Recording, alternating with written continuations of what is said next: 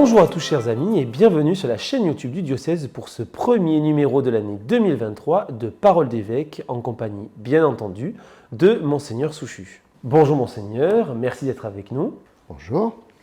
Monseigneur, pour commencer notre échange, permettez-moi de vous adresser nos meilleurs vœux pour cette année 2023 qui s'annonce à la fois intense et exaltante pour notre diocèse.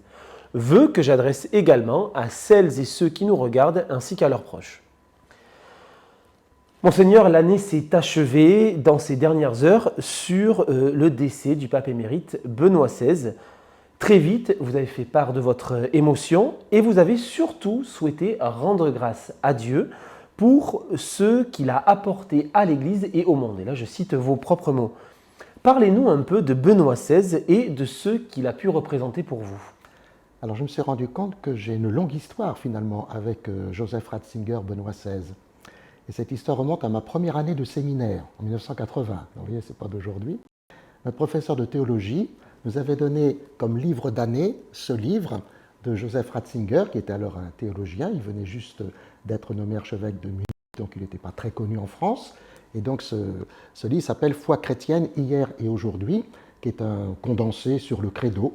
Et j'avoue que déjà cette première lecture m'avait beaucoup intéressé, et donc je m'étais déjà intéressé à celui qui était le grand théologien Joseph Ratzinger. Ensuite, j'ai eu l'occasion, quand j'étais vicaire général de mon diocèse, d'accompagner mon évêque à la visite ad limina.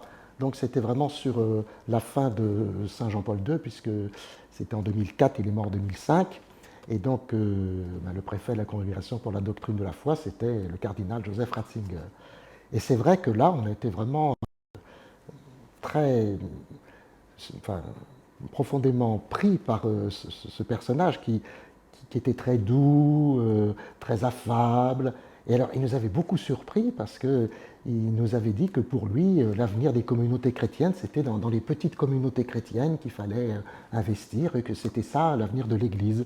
Alors qu'on pouvait penser qu'à la doctrine de la foi, il fallait qu'il y ait du monde et que tout se passe un peu à l'ancienne. Pas du tout. Voilà.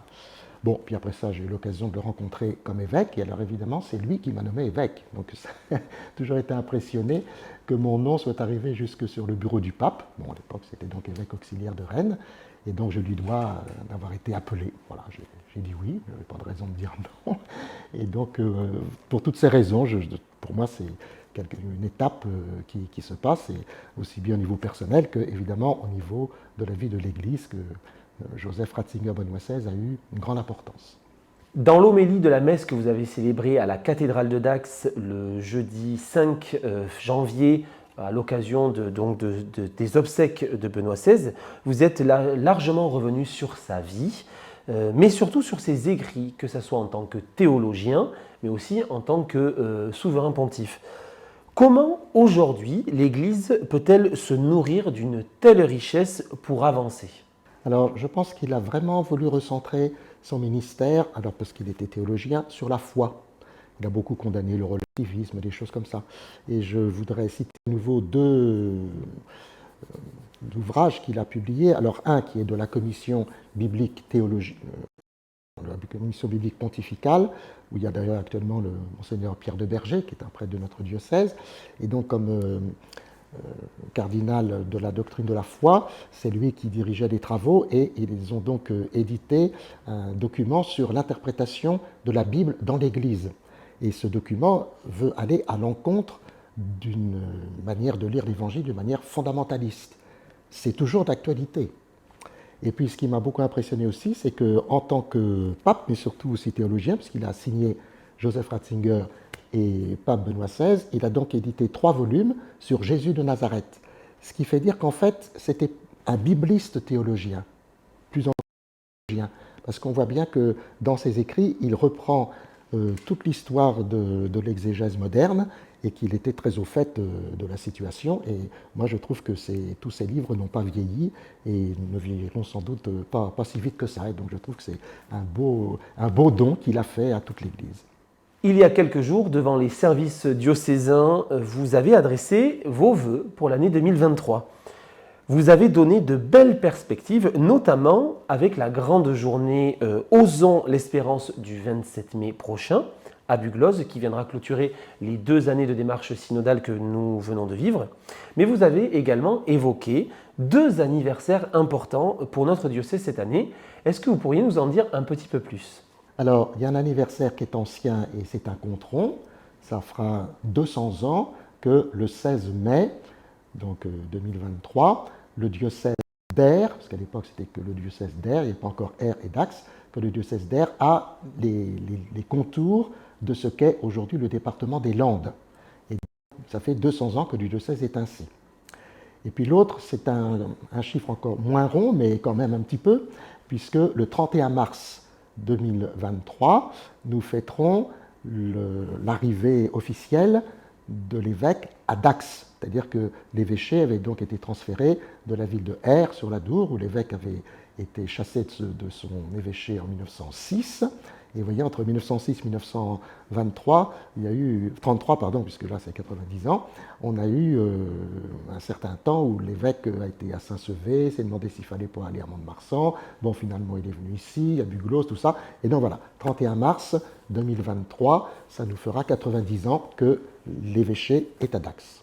L'événement majeur pour l'Église universelle en 2023 sera sans doute les JMJ de Lisbonne, du 26 juillet au 6 août prochain, sur le thème « Marie se leva et partit en hâte ».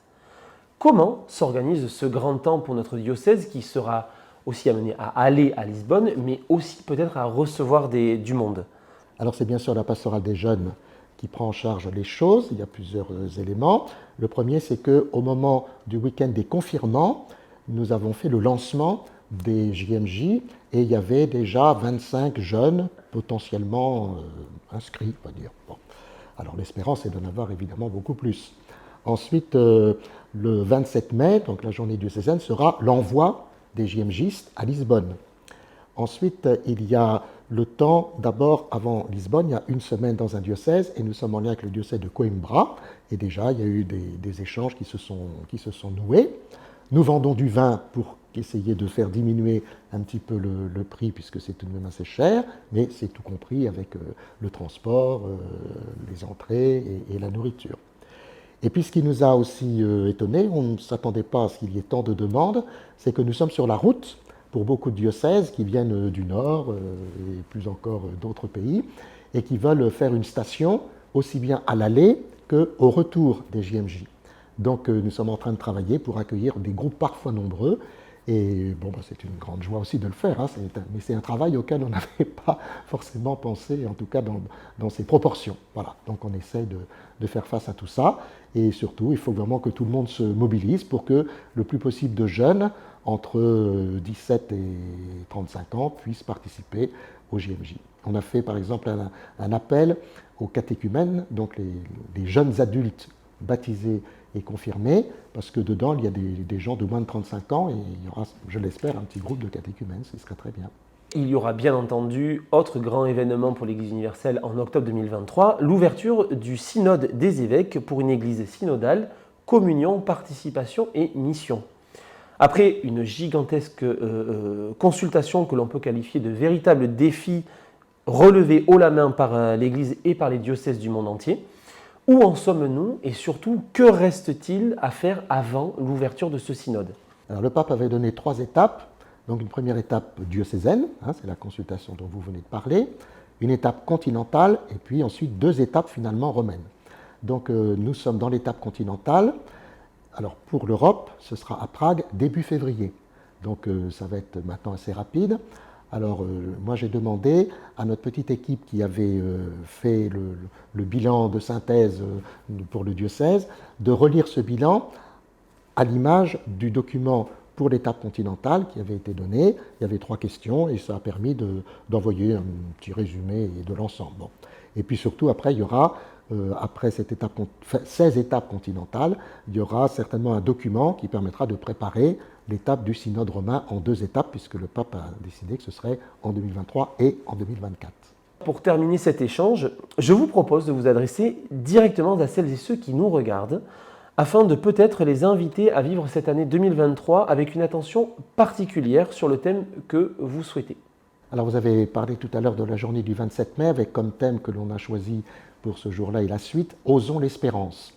Alors il faut oser en 2023. Parfois on peut être un petit peu... les choses sont compliquées pour la vie, il y a l'inflation, il y a tous les abus dont on parle, ça peut tout ça nous écraser. Donc il faut oser, et oser quoi? Oser l'espérance, parce que c'est ça qui nous mène, et cette espérance, elle est traduite finalement par la présence du Christ dans nos vies, dans la vie de l'Église, dans la vie du monde, et tout ça, nous allons essayer de le faire ensemble. Alors à tous, je souhaite encore à mon tour une belle année 2023. Merci Monseigneur pour ce temps partagé en votre compagnie. Une nouvelle fois, je vous renouvelle nos meilleurs vœux pour cette année 2023. Merci également à Julie pour la réalisation et le montage, et nous nous retrouverons désormais le 15 janvier, à quelques jours du début du carême. D'ici là, je vous souhaite à toutes et à tous un très bon mois de janvier, et je vous dis à très bientôt.